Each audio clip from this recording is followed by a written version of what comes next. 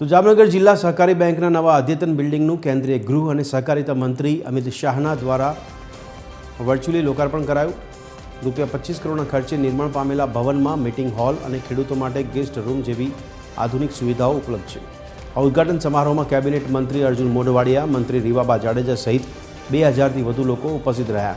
આ પ્રસંગે મંત્રી અર્જુન મોઢવાડિયાએ જણાવ્યું કે આ બેંક ₹2100 કરોડથી વધુનો કારોબાર કરતી નફાકારક બેંક બની ગઈ છે।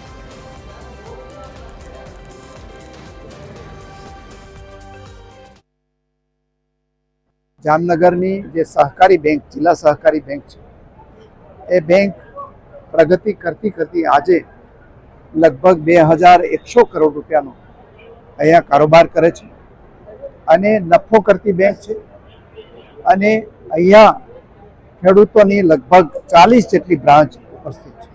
આપણા જે સહકારિતા મંત્રી છે એમના વિઝન પ્રમાણે આ બેંક છે એની અંદર ડિજિટલ માધ્યમથી પેમેન્ટ કરવાનું, ગામો ગામ સહકારી બેંક સહકારી મંડળીઓ ઊભી કરવાની અને ખેડૂતોને પારદર્શી રીતે બધો જ પ્રકારનો વ્યવહાર થાય એ પ્રકારનું આયોજન પણ આ બેંકમાં કર્યું છે।